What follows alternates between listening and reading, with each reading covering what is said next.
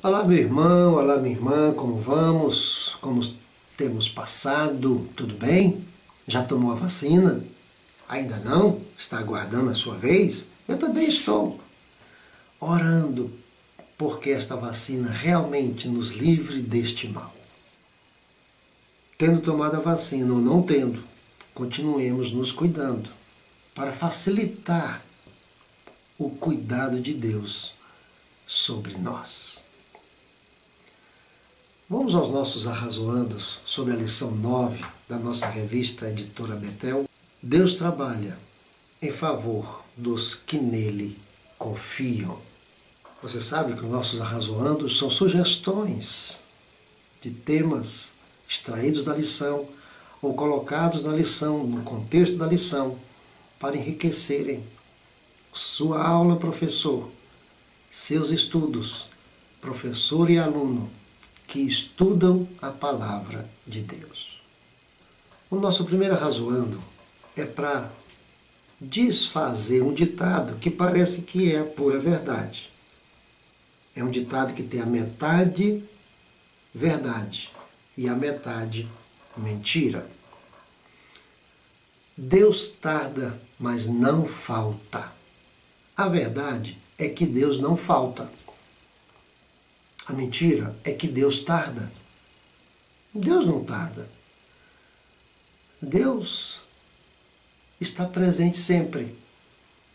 E na hora de agir, Ele vai agir. Mardoqueu havia salvado a vida do rei. Ouviu de uma insurreição, denunciou os insurgentes, e aquilo ficou lavrado nas crônicas reais do reino. E aquilo foi esquecido. Mardoqueu ficou olhando o relógio, quando é que ele seria honrado. A Bíblia não diz que ele ficou ansioso por ser honrado. A Bíblia não diz que ele ficou ansioso por receber alguma coisa por aquilo. Agora, por que Mardoqueu não ficou ansioso por receber alguma coisa pelo que fez?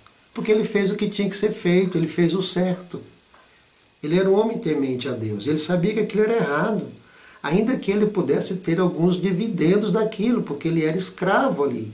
E o rei morto, ele poderia se unir aos insurgentes e tirar algum proveito daquilo para si e para o seu povo. Mas ele sabia que aquilo era errado. Então ele denunciou o erro. Sabe quem fica esperando alguma coisa em troca? Sabe quem fica esperando alguma coisa de vantagem? Quem faz a coisa errada. Quem faz a coisa errada faz para receber alguma coisa. Quem faz o que tem que ser feito, quem faz a coisa certa, não fica aguardando receber nada, porque ele fez, no máximo, o mínimo, a sua obrigação. Na manhã do dia seguinte, o Amã ia pedir a cabeça de Mardoqueu. Havia construído uma forca com mais ou menos 20 metros, 25 metros de altura, para pendurá-lo. A noite que antecedia a manhã em que Amã ia pedir a cabeça de Mardoqueu, o rei teve insônia, o rei quis que lessem crônicas para ele. A crônica, por Deus, lida foi a do que Mardoqueu fez para salvá-lo. E aí o rei falou, mas rapaz, eu me lembro disso. E o que foi feito para honrar esse homem? Nada. Nada? Que coisa é essa? Como é que nada?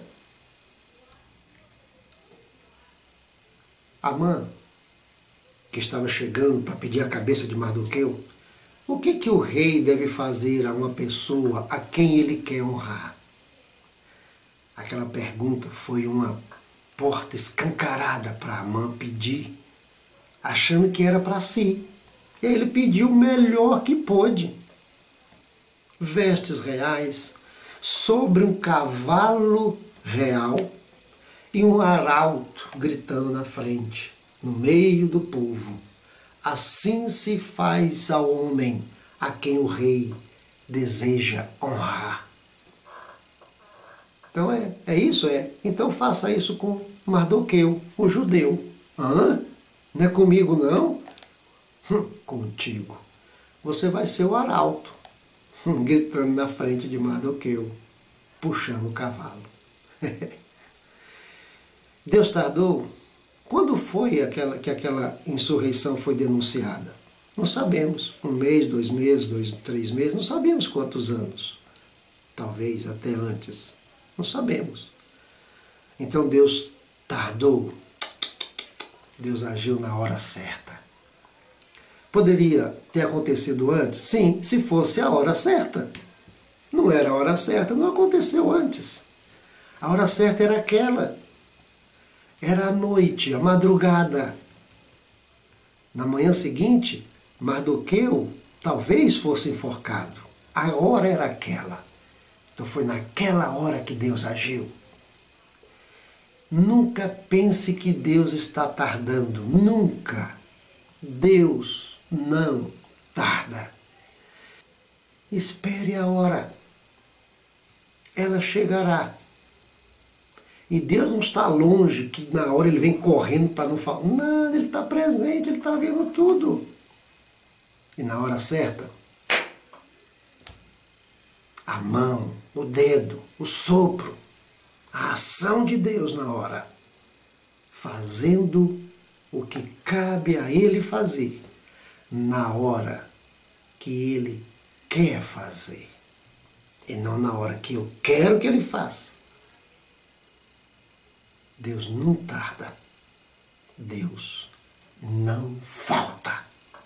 Nosso segundo arrazoando é para falarmos sobre tragédias anunciadas e tragédias não anunciadas.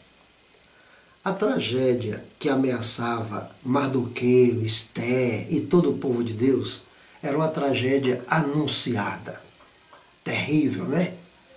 Tal dia, em todo o reino, nas 127 províncias do império, do grande império Medo-Persa, todos os judeus serão assassinados e os seus bens trazidos para Amã, que já era poderoso na terra e queria ficar muito mais poderoso.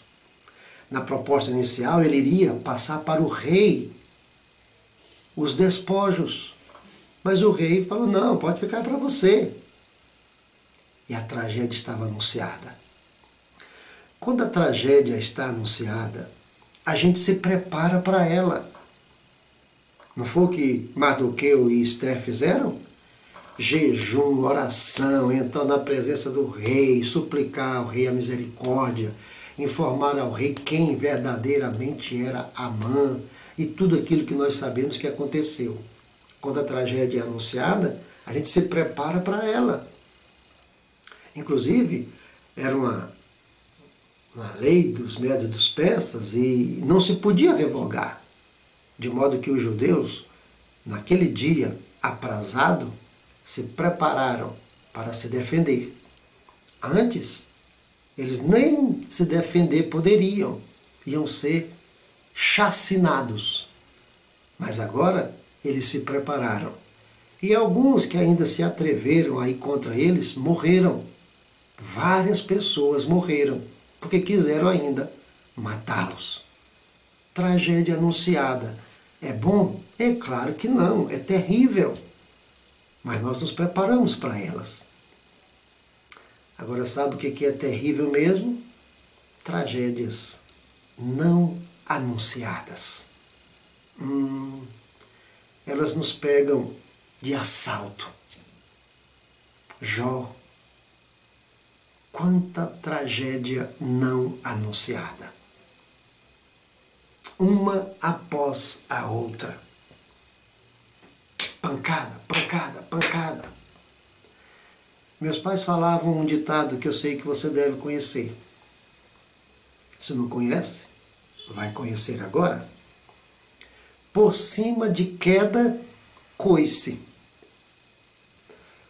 É a situação em que um animal derruba o montador e quando o montador está no chão, porque levou uma queda, que foi derrubado, o animal ainda dá um coice nele.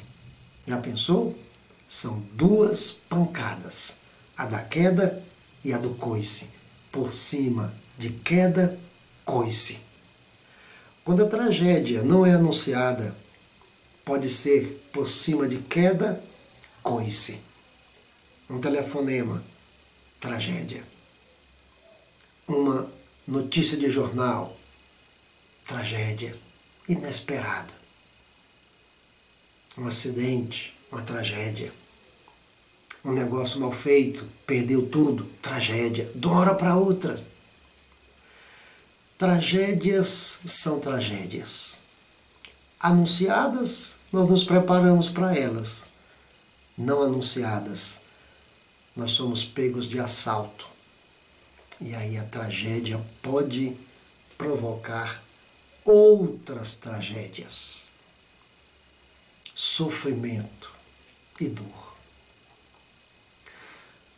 Agora, seja tragédia anunciada ou não anunciada, eu estou nas mãos de Deus. Você está nas mãos de Deus. E Ele cuida de nós. Há momentos da nossa vida em que, se Deus não estiver conosco, nós vamos sofrer tanto que talvez nem consigamos superar o sofrimento. Agora, quando Deus está conosco, nós vamos sofrer também, só que não será tanto, a ponto de não superarmos o sofrimento, porque Ele vai nos dar conforto, consolo, ajuda. Ele estará conosco. Estamos sujeitos neste mundo a tudo e mais um pouco. O triste não é isso. O triste é passar por essas situações sozinhos. Com Deus, podemos passar por todas elas, ainda que sofrendo, mas passaremos por elas. O choro pode durar uma noite, pode, mas a alegria virá pela manhã. Isso se aplica à vida de Mardoqueu. Na noite foi tramada a sua morte. Na manhã do dia seguinte, veio a alegria. Ele foi honrado. E o projeto de Amã não se concretizou. Nem ali e nem na tragédia anunciada. Porque Deus, glória a Deus, porque Deus interveio. Em tragédias anunciadas ou não anunciadas, a diferença é: estamos sozinhos ou estamos com Deus? Nosso terceiro razoando é para pensarmos aqui sobre uma coisa que se torna meio que mágica. Sabe o que é? Orar de madrugada. Projetos malignos tramados contra mim e contra você de madrugada. Não sabemos se Amã projetou todo aquele mal contra Mardoqueu de madrugada. Acho que não foi de madrugada. De madrugada, Deus deu a insônia para o rei. Foi de madrugada, ele não dormiu. Mas há pessoas que levam tão a sério essa coisa do misticismo da madrugada, que parece que a oração só tem poder, só tem valor, que a oração só vale se for de madrugada. Você sabe que não, né? Se orar sem cessar, a recomendação bíblica não é esta, orar sem cessar, então não é só de madrugada, é todo o tempo. Estou orando por você de madrugada. Opa, a pessoa até, então Deus vai ouvir mesmo. Que conversa é essa? Eu ouvi um dizer um dia, acreditando nisso, que de madrugada a fila é menor. Você já pensou? A maioria está dormindo, então eu estou de madrugada, então a fila é menor. Aí você pode imaginar Deus em um guichê, uma fila, e ele atendendo, por ordem de chegada, os pedidos. Dá até para imaginar aquela coisa horrorosa das filas do INSS, né? Você já pensou nisso? Não existe isso. Se você pode orar de madrugada, se você gosta de orar de madrugada, meu irmão, que Deus te abençoe. Agora, se eu gosto de orar às 3 da tarde, eu não sou tão bem aventurado quanto você que ora de madrugada? Que isso? Ah, qual é o seu pedido? Porque eu vou orar por você de madrugada. Ore por mim, meu irmão, ao meio-dia, à 1 da tarde, às 8 da manhã, às 10 da noite, não interessa a hora, ore por mim. Isso aqui também, se nós podemos fazer uma associação com orar no monte. É mais ou menos a mesma coisa. Eu vou orar por você no monte. É porque no monte está mais perto do céu. O quê? O quê? Meu Deus do céu! Orai sem cessar. Orai ajoelhado, orai sentado, orai deitado. Orai com o olho aberto, com o olho fechado, com o olho aberto, com o outro fechado, com os dois fechados, com os dois abertos. Orai de bruços, orai de cabeça para baixo, orai de cabeça para cima. Orai curvado no pó, orai olhando para o céu. Orai com as mãos para cima, com as mãos para baixo. Orai de braços cruzados, orai de qualquer jeito. Ore. Ore. A qualquer momento, a qualquer hora. Dentro do peixe, fora do peixe. Ore. Ore. Nada de achar que de madrugada é melhor porque a fila é menor. Nada de achar que orar no monte é melhor porque está mais perto do céu. Não, ore. Ore, meu irmão, ore. Importa que oremos sem cessar. Nosso quarto arrazoando é sobre duas perguntas que são muito inquietantes. Por quê e para quê? É claro que nós aprendemos quando nós perguntamos. Respostas são ensinamentos. Perguntas são aberturas de portas para sermos ensinados. Agora, quando eu pergunto a Deus por quê, eu estou querendo uma razão, um motivo. Eu estou querendo compreender, entender, raciocinar sobre. Quando eu pergunto por quê, eu quero uma resposta lógica. Porque se não for lógica, eu não entendo. Tem que ter lógica para eu entender. Quando eu pergunto por quê, eu estou colocando Deus contra a parede. Por que você fez isso? Ele tem que me explicar, ele tem que me dar uma razão. E eu posso concordar ou não. Quando eu pergunto por quê, eu estou em posição de superioridade. Eu estou em cima e Deus embaixo. Por que você fez isso? Quando eu pergunto por quê, quem manda sou eu. Quando eu pergunto por quê, Deus tem que me ouvir.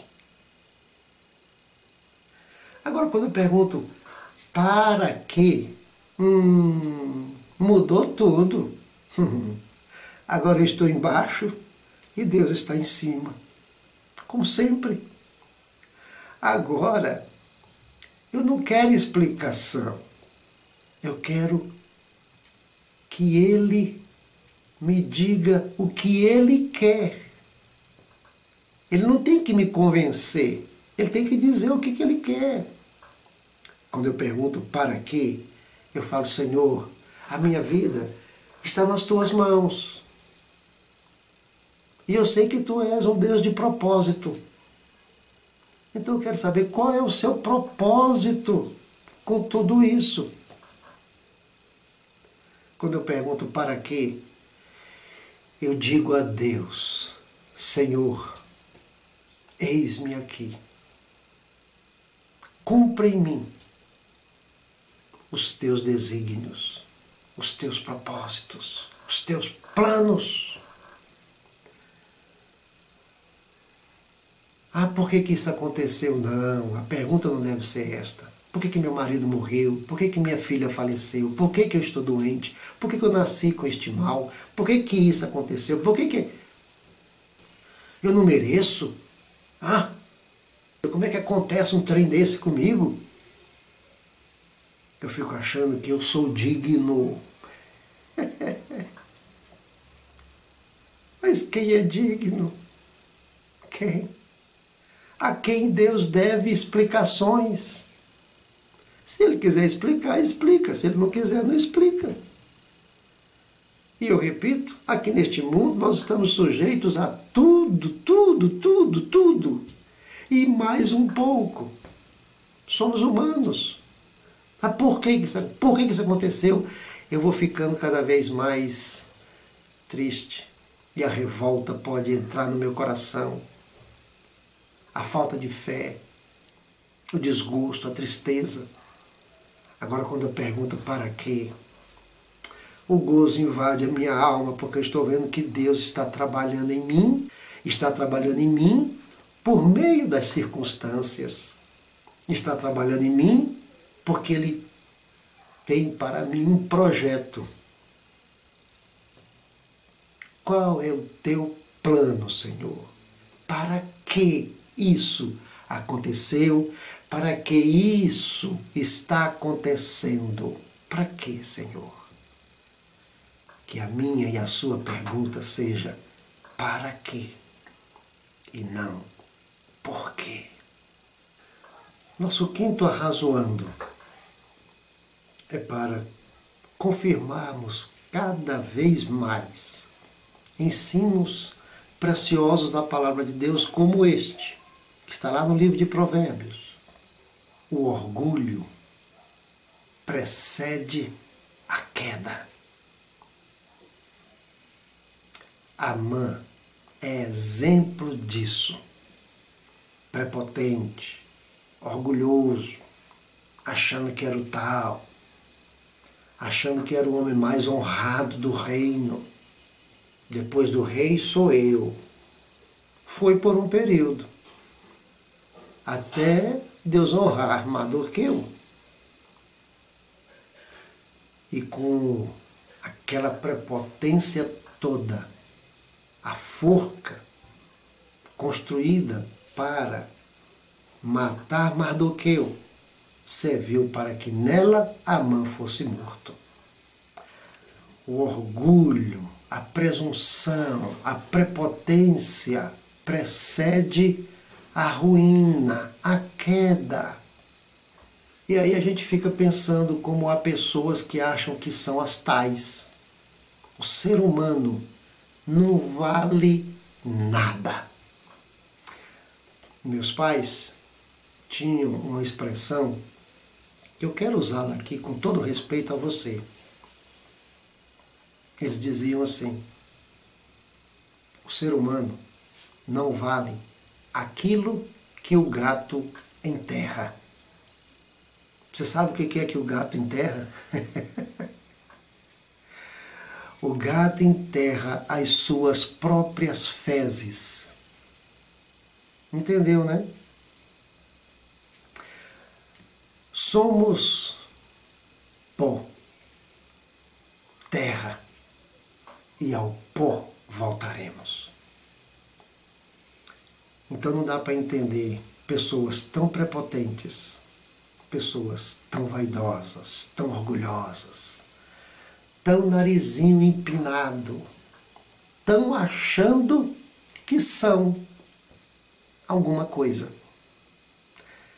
Nós não valemos aquilo que o gato enterra.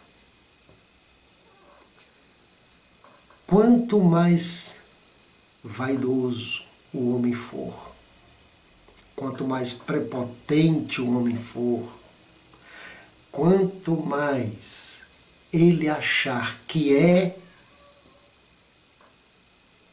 o quanto antes ele vai saber que não é. O orgulho precede a queda. Quem é o maior entre nós? Os discípulos estavam o tempo todo questionando isso entre si. E dois até foram até Jesus, pediram a intercessão da mãe para que eles tivessem um lugar de destaque. E os outros ficaram com raiva deles, e tinham que ficar mesmo com raiva. Porque quem é melhor do que ninguém? E Jesus disse, olha, vocês querem ser o maior? Sejam servos de todos. Quem quiser ser o maior, seja o menor. Façam como eu. O Filho do Homem não veio para ser servido, mas para servir. Você quer ser exaltado? Seja humilde. Você quer ser visto? Seja discreto. Você quer que o seu nome cresça? Faça do seu modo o que você tem que fazer, da melhor maneira que você pode fazer. Você quer que alguém te destaque no meio dos outros? Apresente-se diante de Deus. Se o outro te destacar, bem. Se não, quem tem que te destacar é Deus. Quem tem que te ver, quem tem que me ver é Deus. Por isso, nada de vaidade. Se você é bom no que você faz, faça isso, agradecido a Deus que te deu essa habilidade. Não para pisar o outro, não para dizer que é melhor que o outro. Não seja Amã. Não seja Amã, não. Você sabe o fim que ele teve, por causa da sua prepotência. Seja Mardoqueu, visto por Deus e honrado pelos homens. Que Deus nos guarde, que Deus nos ajude. E até aos nossos próximos arrazoandos. EBD Betel, querendo Deus.